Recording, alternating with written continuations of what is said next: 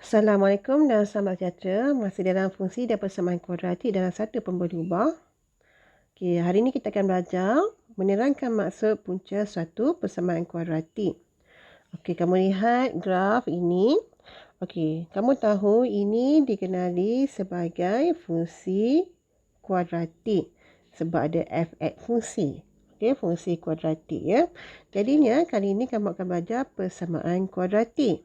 Okey, persamaan kuadratik ni terjadi apabila f(x) nilainya adalah kosong.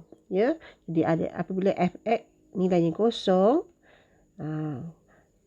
dia akan jadi f(x) kosong, dia akan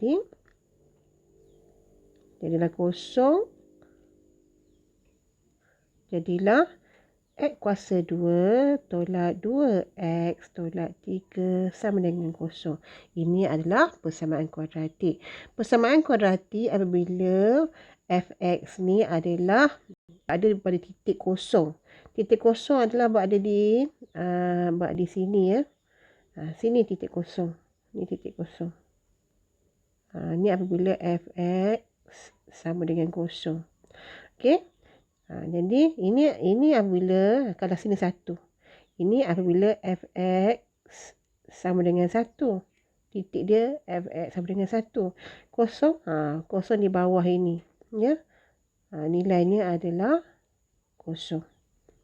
Ya. Jadi apabila f(x) sama dengan kosong, jadi terbentuklah persamaan kuadratik. Ini adalah persamaan kuadratik. Ini adalah fungsi kuadratik. Okey. Okey, seterusnya untuk hari ini kita akan belajar mengenal pasti punca-punca persamaan kuadratik. Yang dikatakan punca-punca persamaan kuadratik ini apabila garisan kuadratik ini menyentuh pada titik atau paksi X. Nampak? Menyentuh pada paksi X. Menyentuh pada paksi X. Ya.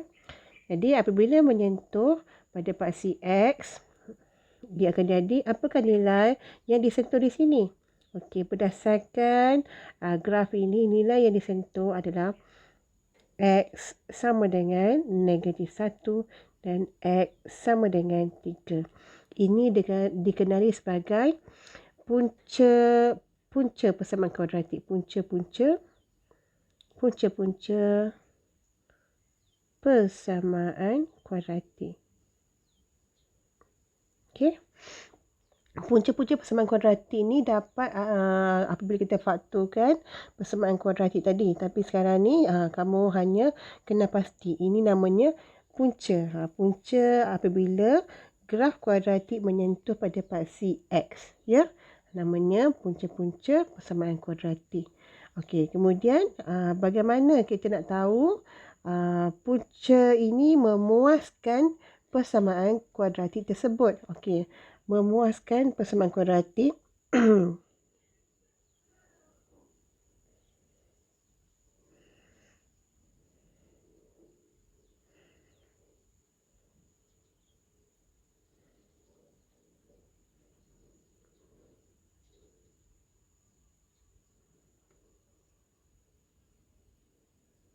Okey. Memuaskan persamaan kuadratik apabila nilai kita masuk tadi akan dapat kosong. Cuba kamu lihat. Okey, X sama dengan -1. Okey, X sama dengan -1. X sama dengan 3 ni ya. Kita cuba masukkan ke dalam persamaan kuadratik tadi. Jadi masukkan. Okey. Kuasa 2 tolak 2 tolak 3 sama dengan kosong. Okey, kamu lihat apabila X sama dengan -1. Jadi, apa dia? X sama dengan -1. Nampak? -1 ni X masuk dalam ni. -1. -1. Okey, dia akan dapat negatif. Akan dapat -1 kuasa 2 tolak 2 negatif 1 tolak 3. Okey, dapat nilainya kosong. Ya. Negatif 1 kuasa 2 tolak 2. Okey, negatif 1 tolak 3 akan dapat kosong. Ya. Apabila kosong sama dengan jawapan kosong, ianya bermaksud punca ini memuaskan persamaan kuadratik. Okey. Okey. Cuba kamu masukkan 2. Okey, contoh 2 dalam persamaan ini. Okey, kuasa 2 tolak 2. Okey. 2. Okey. Kuasa 2 tolak 2. 2 tolak 3. Okey, kita akan dapat negatif 3. Okey, ini sama kosong.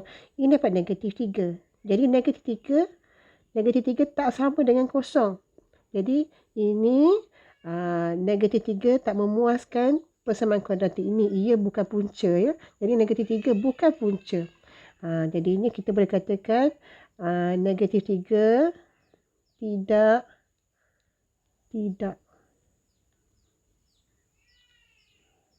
memuaskan persamaan kuadratik ini. Jadinya negatif 3 ini bukan punca. Tapi apabila dapat nilai kosong, ianya adalah punca. Ya.